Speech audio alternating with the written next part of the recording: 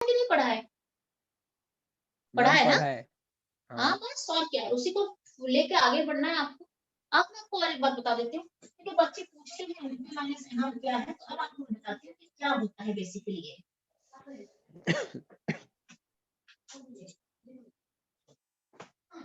NP क्या है? Number of moles of products. सीधा अगर आपको लिखना है तो मैं आपको बताती हूँ, delta n gas this is equal to NP minus NR this is equal to number of moles of gaseous products minus number of moles of gaseous reactants.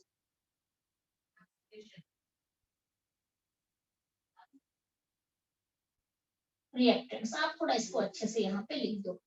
किसी बच्चे को अगर दिक्कत होती है कि डेल्टा एन क्या है गैस, आप इस फॉर्मेट पे चले जाना, NP minus NR product minus reactant number of moles of gases products minus number of moles of gases reactants. मैं यहाँ मैम पे ये ना गैस जो मोल कंसेप्ट है ना, मैंने मोल कंसेप्ट नहीं पढ़ा है। थोड़ा उसमें ज्यादा दिक्कत है, कोई बात नहीं, जो बच्चे लेट आते हैं थोड़ा हो जाता है कई बार ना। ठीक है, तुम तो वैसे भी काफी लेट आए हो, कोई बात नहीं, इसमें तो सिंपल कंसेप्ट है, नंबर ऑफ मोल्स ले लेना है, माइनस कर देना है आपको। मैम आप एक्स्ट्रा क्लास दोगे मोल कॉन्सेप्ट के लिए? मोल कंसेप्ट्स के लिए तो मैं एक्स्ट्रा क्लास कुछ कुछ तो दिया था कुछ बच्चों को, उसके बाद दूसरे दूसरे पढ़ाई चलने लगी, उसके बाद स्कूल के एग्जाम स्टार्ट हो गए, सिलेबस खत्म करना था। ठीक है, तो आपके एनुअल में मेरे ख्याल से देख लेना मोल कंसेप्ट से क्वेश्चंस आएगा कि नहीं, अगर आएगा तो दे दूंगी। ठीक है, अगर देंगे स्कूल में। ठीक है, और चाहिए तो मुझे बता देना किसी को, अगर मास में, क्योंकि मैं एक बच्चे को देने से बहुत टाइम जाएगा मेरा, अगर कुछ सारे बच्चे मिलोगे तो मैं अगर क्लास चाहिए तो मुझे बता मैम अगला देना। चैप्टर एंट्रेंस का वही है, या आ जाएगा तो समझ लेगा ना? हाँ हाँ हाँ, ये आ जाएगा तो समझ लेगा। डेल्टा एंड गैस अगर मुझे निकालनी है, फॉर एग्जांपल एक एग्जांपल देते हैं, फिर मैं उसे रब करूंगी और फिर आगे बढ़ूंगी, क्योंकि मेरा रिएक्शन यहाँ पे तो आ चुका है, रिलेशन मेरा Kp is equal to Kc after the delta and gas, ये मेरा आ चुका है, डिराइव हो चुका है। ठीक है, बट कैसे निकालते हैं, जैसे कि N2 gas plus 3H2 gas will give me 2NH3 gas। ये एक रिवर्सिबल रिएक्शन है मान लो, और मुझे इसके लिए Kp निकालना है, कैसे लिखेंगे हम इसको, Kp is equal to Kc here into RT, R is the gas constant, आपको उसकी वैल्यू पुट करनी पड़ेगी, आपको Kp या Kc में से कोई एक मिलेगा और दूसरा में निकालने के लिए बोला जाएगा। मान लो आपके पास Kc है, आपको बोल के Kp निकालो, ठीक है, तो Kp is equal to Kc ले लेना है, आपको RT ले लेना है, यहाँ पे R इंटू टी ले लेना है, डेल्टा एन के बदले क्या लोगे आप, number of moles of gaseous products minus number of moles of gaseous reactants. यहाँ पे गैसियस प्रोडक्ट्स कितने हैं, दो नहीं है, गैसियस प्रोडक्ट्स दो है, 2 मोल, क्लियर, तो मुझे यहाँ पे क्या लेना पड़ेगा, 2 माइनस एनपी माइनस एनआर लेना है आपको, यहाँ पे ऊपर number of moles of gases reactors कितने बन रहे हैं बताओ, 4 4, 3 प्लस 1, यहाँ पे 3 मोल है, यहाँ पे 1 मोल है, 2 minus 4 RT to the power -2 हो जाएगा। क्लियर है जागृत? Yes ma'am. मैम जो केसी होता है वो हमारा फिक्स टेम्परेचर और फिक्स टेम्परेचर का कांस्टेंट होता है ना, कौन सा, केसी। वो इक्विलिब्रियम टेम्परेचर का एक कांस्टेंट होता है, और केपी? यस, और केपी होता है उसी टेम्परेचर में पार्शियल प्रेशर के फॉर्म में, अगर मुझे एक्सप्रेस करनी है पार्शियल प्रेशर के फॉर्म में, उसी टेम्परेचर पे पार्शियल प्रेशर के टर्म में कम करेंगे तो वो केपी हो जाता है। मैम टेम्परेचर का समझ नहीं आया, टेम्परेचर क्या बोल रहा है ये?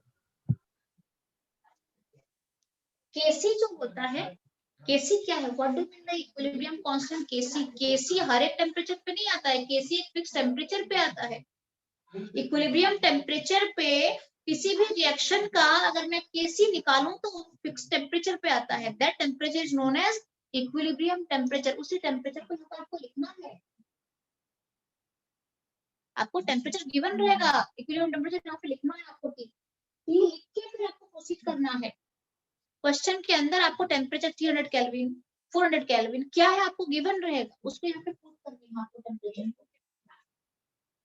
आपको केसी गिवन रहेगा केपी निकालो, केपी गिवन रहेगा केसी निकालो, बाकी आपको ये वैल्यू पुट करनी है। 0.r का वैल्यू लेनी है 0.083। अगर आपको बार में लेनी है, बार में निकालनी है, तो आप क्या वैल्यू लोगे 0.083, और टेम्परेचर क्या लोगे, जो भी मिलेगा उसको केल्विन में ले लेना है। ब्रैकेट के ऊपर क्या रहेगा, दोनों नंबर ऑफ मोल्स के डिफरेंस रहेगा, number of moles of product minus number of moles of reactant रहेगा, एनपी माइनस एनआर यहाँ पे रहेगा। क्वेश्चंस करेंगे हम, एक साथ सारा नहीं होगा, क्वेश्चंस करेंगे। तो ये मैंने एग्जांपल के लिए बताया था। अब हम चेक करते हैं कि केपी और केसी कब सेम होंगे। ऐसा कौन सा कंडीशन है जहां पे केसी और केपी इक्वल हो जाएंगे? If NP is equal to NR, जब number of moles of gases product और number of moles of gases reactant equal हो जाएंगे, NP is equal to NR हो जाएगा, डेल्टा एन कितना हो जाएगा?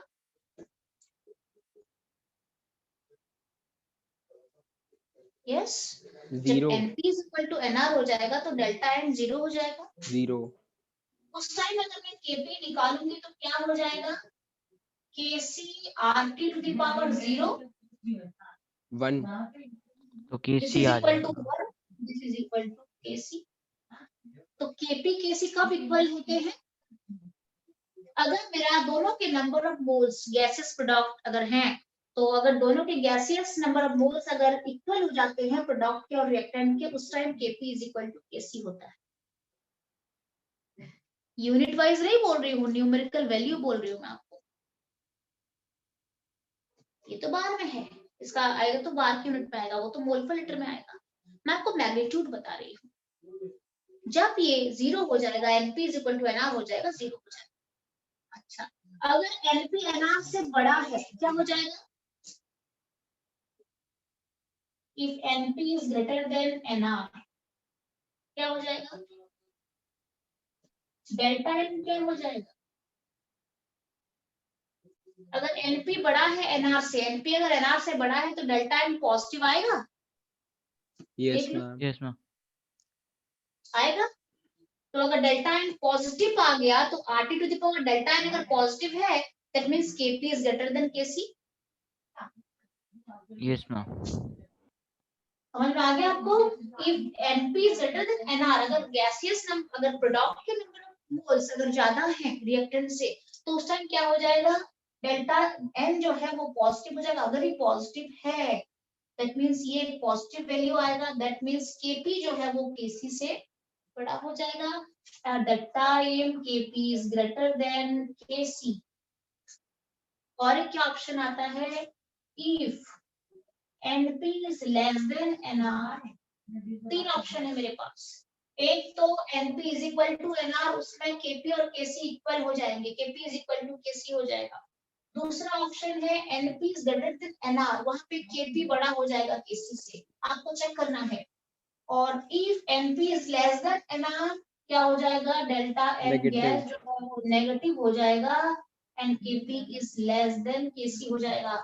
अब आप मुझे बताओ, एमोनिया का प्रोडक्शन अगर हेवर्स प्रोसेस से मैं करूं तो उसके लिए केपी बड़ा है या केसी बड़ा है? मैम कौन सा प्रोसेस? हेवर्स प्रोसेस अभी बताया मैंने, N2 + 3H2 gives 2NH3।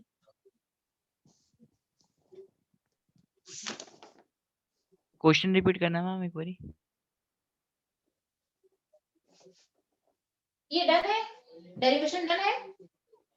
Yes ma'am yes ma'am.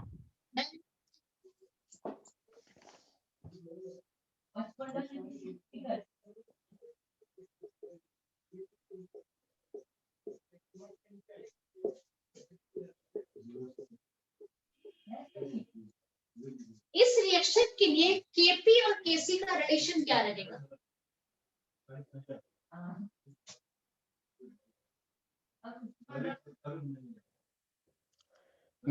Ma'am इसके लिए तो नंबर ऑफ मोल्स पहले निकालने KP पड़ेंगे ना is रिएक्टेंट greater के लिए। is KP is smaller than KC आएगा। Kp is less than Kc हो जाएगा, क्योंकि यहाँ मैम पे मोल्स जो Np है वो 2 है और Nr कितने हैं, 4 है। ठीक है, मैम ये नंबर ऑफ मैम ये मोल्स कैसे निकाले? अरे ये है stoichiometric coefficient, okay ma'am.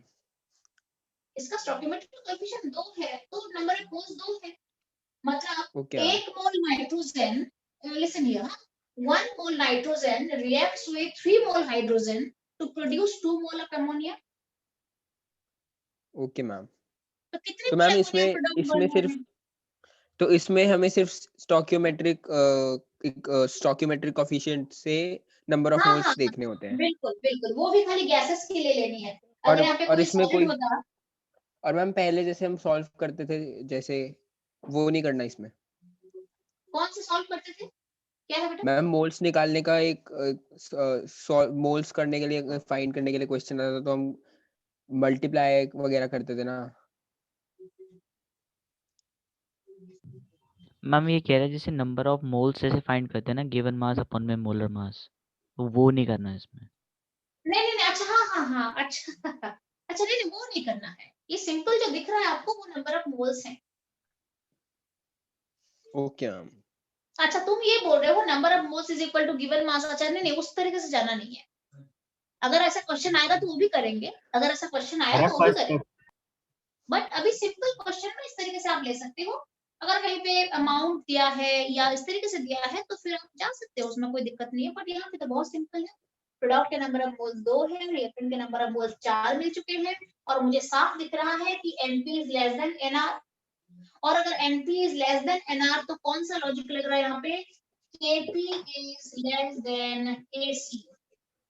Ma'am और मेरा नहीं एक और था, अगर मैं बोलूं कि H2O में नंबर ऑफ मोल्स फाइंड करने हैं तो वो कैसे निकालेंगे हम? किसमें? H2O। तो खाली H2 में नंबर ऑफ मोल्स क्या है, कुछ न्यूमेरिकल तो होना चाहिए उसमें कि कितना H2O है, कितना मास है, क्या है आपको ओके मैम। ये बोलेंगे। कह रहा है बिना कि मास। मैम ये कह रहा है कि फर्स्ट चैप्टर के तरीके से क्यों नहीं करा हमने। अच्छा नहीं वो एक्चुअली मैं समझ गई, मोल कंसेप्ट कभी वो पढ़ा भी नहीं है ना, बहुत लेट आया है उसका। अगर तुम बोलोगे 20 ग्राम H2O का नंबर ऑफ मोल्स निकालो, 20 ग्राम मुझे मास दे दिया गया है, तो फिर मैं क्या करती हूँ, 20 gram divided by 18 gram is equal to जितना भी नंबर ऑफ मोल्स आएगा वो नंबर ऑफ मोल्स आ जाएगा, given mass by molar mass. Molar mass H2O का 18 होता है, तो मुझे एटलीस्ट H2O के नंबर ऑफ मोल्स के लिए कुछ कैलकुलेशन के लिए कुछ डाटा भी तो चाहिए, तब मैं नंबर ऑफ मोल्स निकालूंगी। Okay ma'am. यहाँ पे भी ऐसे क्वेश्चन आ सकते हैं कि आपको गिवन मास और मोलर मास करके नंबर ऑफ मोल्स निकालने के लिए पढ़ सकते हैं अगर उस तरीके का डाटा आया तो। बट ऐसे सिंपल क्वेश्चन सिंपल आ गया मैम, समझ आ गया। हाँ, सो स्टोइकियोमेट्री को लेके आप सॉल्व कर लो। आ गया। ये अगर जैसे आपको दिया जाएगा yes ma'am. CaCO3 solid will give me CaO solid plus CO2 gas दिया जाएगा। अच्छा अब आपको मैंने क्या कहा है, आपको खाली गैसेस वाला लेना है, तो यहाँ पे हम क्या करेंगे, यहाँ पे मुझे बताओ number of moles of product कितना निकल रहा है, 2। Ma'am 2। Number of moles of product कितना आ रहा है? मैम 2। नहीं सॉलिड लेनी नहीं है, ओनली गैसेस लेनी है। अच्छा 1 है फिर। 1 मैम सॉलिड क्यों नहीं लेना? नहीं उसके यूनिटी माना जाता है।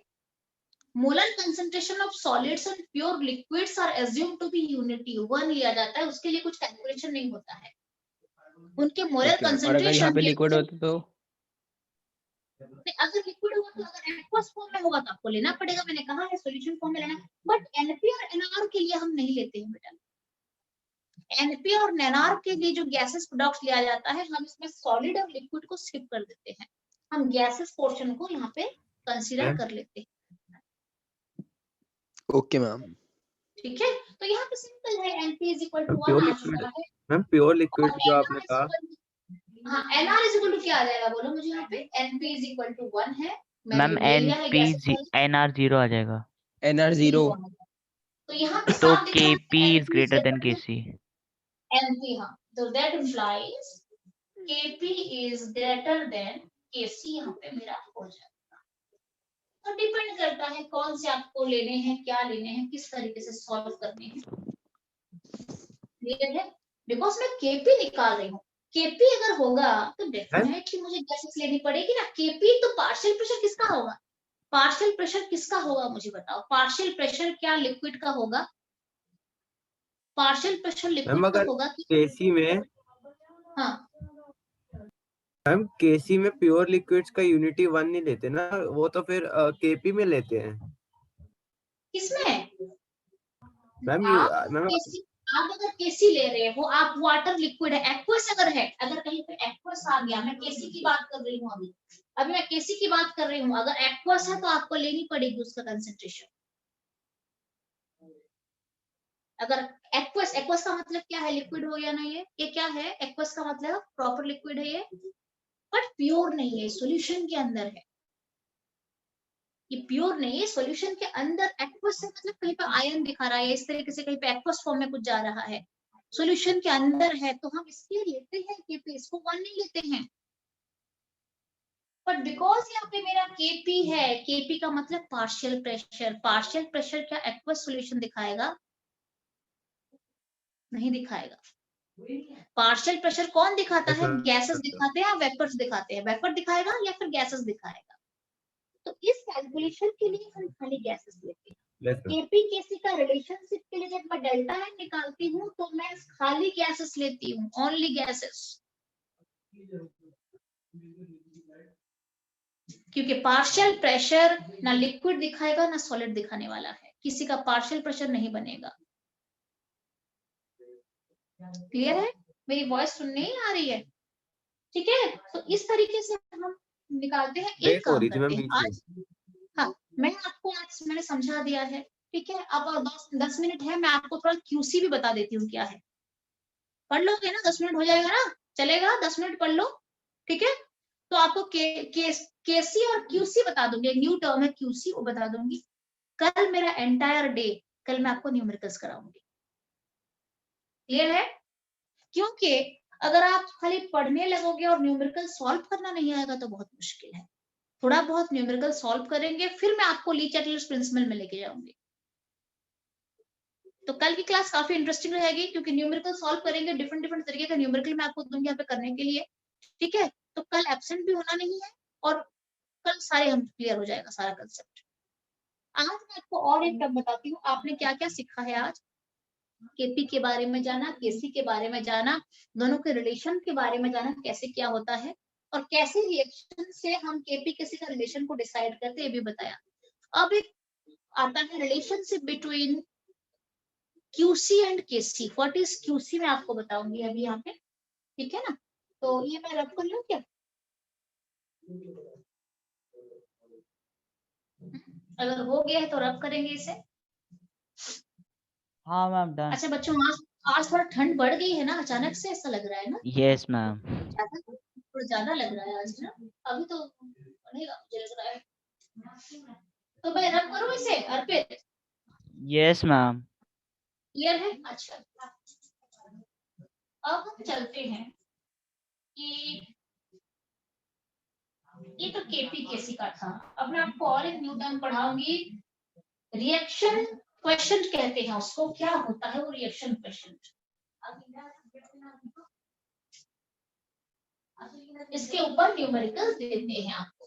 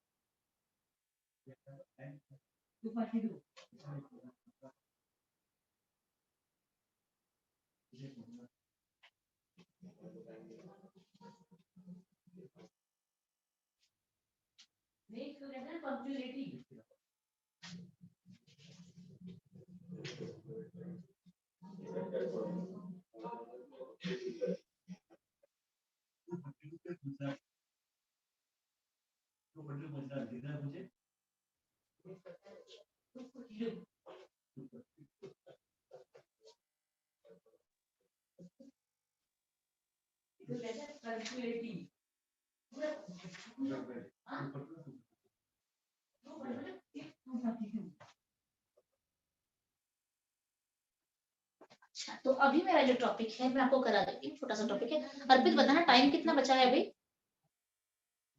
है मैम 14 मिनट। 14 मिनट। 14 मिनट्स है। जस्ट 14 मिनट अगर है तो 1 मिनट अभी मैं आ रही हूँ।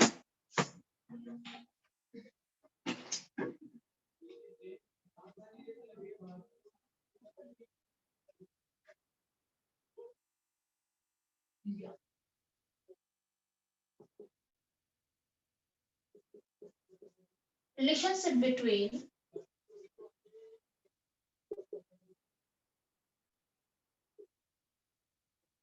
रिएक्शन क्वेश्चन कहते हैं इसको QC and equilibrium constant AC। ठीक है, क्लियर है? ये क्या रिलेशन होता है, रिएक्शन क्वेश्चन क्या होता है, मैं आपको थोड़ा बताती हूँ, ध्यान से सुनना, क्योंकि ये कंसेप्ट काफी अच्छा कंसेप्ट है। ठीक है, बच्चे अगर आप रटने लगोगे या आप सोचोगे कि हाँ चलो थोड़ा सा आपको फॉर्मूला पता है हम न्यूमेरिकल कर देंगे, तो लॉन्ग टर्म में नहीं हो पाएगा, फिर गड़बड़ हो जाएगा कहीं बीच में आपका। ठीक है, ध्यान से सुनना। तो अब हम एक जनरल इक्वेशन ले लेते हैं। जनरल इक्वेशन क्या है मेरा? AA gas plus BB gas will give me, let us say B give me CC gas plus DD gas। अच्छा, ये रिवर्सिबल रिएक्शन है। रिवर्सिबल रिएक्शन में इक्विलिब्रियम कांस्टेंट Kc क्या होता है बेटा? इक्विलिब्रियम के कांस्टेंट Kc ये होता है कि मुझे लेना है ratio between concentration of product divided by ratio लेना है टू कंसंट्रेशन ऑफ रिएक्टेंट। ये कब लेना है? कब लेना है कि मैं उसे Kc बोलूं? हमेशा किसी भी टाइम आप ले लोगे तो थोड़ी Kc बोलोगे उसको। कब लेना है? जिस time rate of forward reaction is equal to rate of backward reaction, at that time अगर मैं रेशियो लेती हूँ तो वो Kc है। ध्यान रहे, हर एक टाइम में, मैं किसी भी टाइम में, मान लो मेरा एक रिएक्शन है, रिएक्शन अभी चल रहा है, क्या स्टार्टिंग से इक्विलिब्रियम पहुंच जाता है? नहीं पहुंचता है। मैं आपको बताती हूँ। श्रुति मैम, हाँ बोलो। मैम जो आपने ये जब आप इक्विलिब्रियम लिखते हो मैम, मतलब ये ना मतलब कंफ्यूजन थी मैम। EQ के जो आप ऊपर M लिखते हो तो वो इक्विलिब्रियम है या इक्वेशन है? नहीं, ये तो मैंने पहले भी बताया था आपको, ये इक्वेशन है, m है, EQ to the power n है, ये इक्वेशन है। क्वेश्चन, हाँ। और वो इक्विलिब्रियम दूसरा वाला इक्वेशन m है, वो m है। Okay ma'am. वैसे मेरे पास क्योंकि इक्विलिब्रियम काफी बड़ा है ना, मैं बार बार इक्विलिब्रियम इक्विलिब्रियम कितना लिखोगे, मैंने इसको इस तरीके से डिनोट कर दिया। Okay ma'am. हाँ ठीक है, ठीक है, ओके। तो ये एक रिएक्शन है, मान लो रिएक्शन चल रहा है, मान लो रिएक्शन चल रहा है और रिवर्सिबल रिएक्शन है, और फॉरवर्ड भी चल रहा है और बैकवर्ड भी चल रहा है। मान लो फॉरवर्ड भी चल रहा है और बैकवर्ड रिएक्शन भी चल रहा है। मान लो फॉरवर्ड रिएक्शन यहाँ पे 8 मोल पर लीटर पर सेकंड पे चल रहा है। इसका रेट बता रही हूँ मैं। फॉरवर्ड रिएक्शन चल रहा है 8 मोल पर लीटर पर सेकंड में चल रहा है, और बैकवर्ड रिएक्शन चल रहा है 4 मोल पर लीटर पर सेकंड में चल रहा है। आपको मैंने ये भी कहा है कि साइमल्टेनियसली फॉरवर्ड रिएक्शन भी चलता है और बैकवर्ड भी रिएक्शन चलता है, ऐसा भी होता है। जरूरी नहीं है कि हमेशा ऐसा हो कि फॉरवर्ड रिएक्शन का रेट और बैकवर्ड का सेम होता है, नहीं होता है हमेशा, दोनों का रेट डिफरेंट होते हैं। फॉरवर्ड भी चलता रहता है और बैकवर्ड भी चलता रहता है, दोनों के रेट डिफरेंट होते हैं। मान लो फॉरवर्ड रिएक्शन का रेट 8 मोल पर लीटर पर सेकंड है, और बैकवर्ड रिएक्शन का रेट क्या मैंने बताया है, 4 मोल पर। बहुत हाईली कंसेप्चुअल है ये, ध्यान से सुनना। 4 मोल पर लीटर पर सेकंड है। अब आप मुझे बताओ रिएक्शन आगे या पीछे जाएगा? मैम पीछे जाएगा। रिएक्शन आगे की तरफ अगर 8 मोल पर लीटर से बढ़ रहा है तो पीछे की तरफ 4 मोल पर लीटर से बैक कर रहा है। अब आप मुझे बताओ यहाँ पे फॉरवर्ड रिएक्शन डोमिनेट करेगा या बैकवर्ड रिएक्शन डोमिनेट करेगा? Forward reaction. फॉरवर्ड डोमिनेट करेगा। 100% फॉरवर्ड रिएक्शन डोमिनेट करेगा। यहाँ पे ये ज्यादा नहीं से चल रहा है। दैट मींस नेट रिएक्शन का डायरेक्शन क्या रहेगा? फॉरवर्ड। Yes ma'am. एक ट्रेन जो है, ट्रेन ऐसे मूव कर रही है 6, अब कुछ भी 1 किलोमीटर पर आवर ले लो, 100 किलोमीटर पर आवर पे जाती है।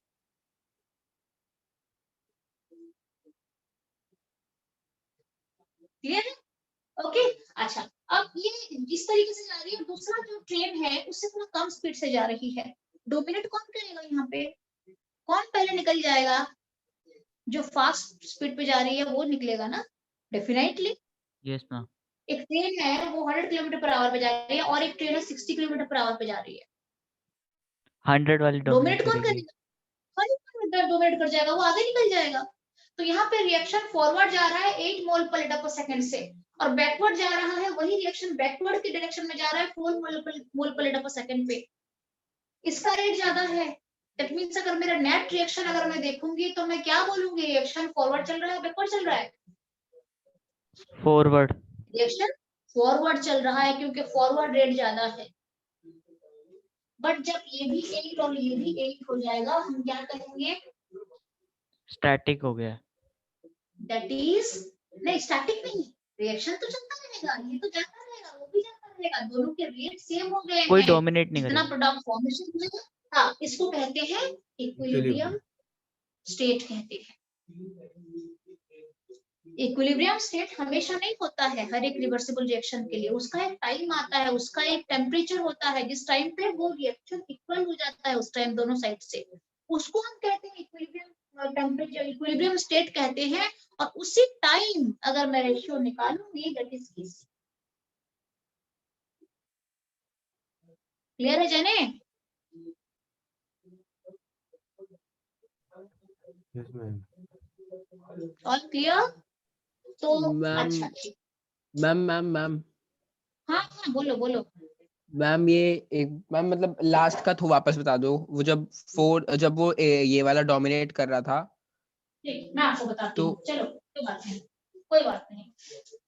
एक रिवर्सिबल रिएक्शन चल रहा है, मान लो मैं एट एनी टाइम, अच्छा ठीक है, मान लो रिवर्सिबल रिएक्शन मेरा चल रहा है, रिएक्शन रिवर्सिबल है, आगे भी जा रहा है रिएक्शन और पीछे भी जा रहा है, जो डोमिनेट करेगा वो आगे बढ़ेगा। ठीक है, मान लो ये 8 मोल पर लीटर पर सेकंड में चल रहा है। अभी मैंने रिएक्शन स्टार्ट करा है, बस अभी मैंने रिएक्शन को स्टार्ट करा है। आफ्टर 5 मिनट्स मैंने क्या देखा? 5 मिनट के बाद मैंने क्या देखा कि आगे का रिएक्शन 8 मोल पर लीटर पे चल रहा है और पीछे का रिएक्शन जो है 2 मोल पर लीटर पे चल रहा है और सेकंड पे चल रहा है। After 5 minutes from the starting, start करने के 5 मिनट के बाद मैंने ये चेक करा कि आगे की रिएक्शन 8 मोल पर लीटर पर सेकंड पे चल रहा है और बैकवर्ड रिएक्शन 2 मोल पर लीटर पर सेकंड पे चल रहा है, मान लो। तो नेट रिएक्शन का डायरेक्शन क्या हो जाएगा? फॉरवर्ड। फॉरवर्ड हो जाएगा क्योंकि डोमिनेट कर रहा है। अगर एट द सेम टाइम, इसी टाइम में अगर मैं रेशियो निकालूंगी, क्या ये इक्विलिब्रियम स्टेट है क्या? No ma'am. नहीं है ना। अगर इसी टाइम में दोनों की रेशियो निकालूंगी, दैट इज क्यूसी। क्यूसी का मतलब होता है रिएक्शन परसेंट, क्यूसी का मतलब होता है at any instant of time.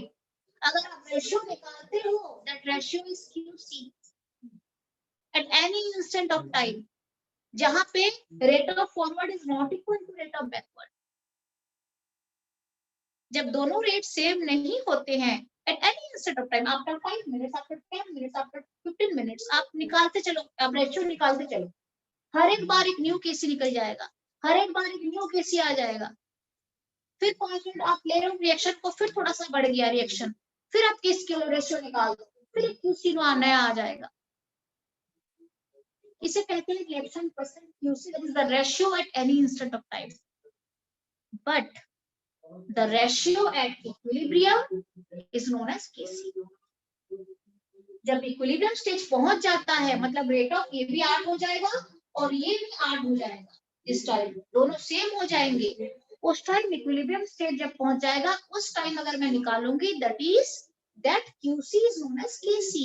Clear है? Yes ma'am. Yes ma'am. ठीक है, तो इक्विलिब्रियम स्टेट रिवर्सिबल रिएक्शन का मतलब नहीं है कि हमेशा इक्विलिब्रियम स्टेट होता है, डोमिनेट भी करता है, जो डोमिनेट करेगा वहां पे आगे बढ़ेगा। जब रिएक्शन सेम हो जाएगा, रेट जब सेम हो जाएगा, उस टाइम एक टाइम आता है जो इक्विलिब्रियम स्टेट पहुंच जाता है उसका, उस टाइम रेशियो निकालूंगी तो केसी है, बाकी किसी भी टाइम में अगर मैं रेशियो निकालती हूँ तो that is QC. I think clear हो जाना चाहिए कंसेप्ट। यस मैम क्लियर है। क्लियर है? यस अच्छा, मैम क्लियर है। अब हम चलते हैं कि क्यूसी मैम निकालते हैं। 2 मिनट बचे क्या हैं। है? हाँ, बोलो। 2 मिनट बचे हैं। मैम रिज्वाइन करना है। रिजॉइन नहीं करना है, मैं देखती हूँ अगर खत्म नहीं हुआ तो रिजॉइन करेंगे या फिर कल पढ़ाएंगे, बोलो। हाँ मैम कल करते हैं फिर। मैम कल कल करवा करते हैं, देना तो 2 मैम। मिनट में 2 मिनट पॉसिबल नहीं है, चांस नहीं है। 2 मिनट मुझे इसको थोड़ा एक्सप्लेन करना पड़ेगा, ये न्यूमेरिकल में आता है। तो आपको आज थोड़ा कंसेप्ट बता दिया है, कल मैं आपको क्यूसी और केसी प्रॉपर पढ़ाऊंगी और उसका रिलेशन बताऊंगी और कुछ न्यूमेरिकल्स भी करेंगे कल। कल proper Okay, ma'am. Numerical day है, कल पूरा 1.5 घंटा न्यूमेरिकल कराऊंगा मैं, ओके मैम। ठीक है?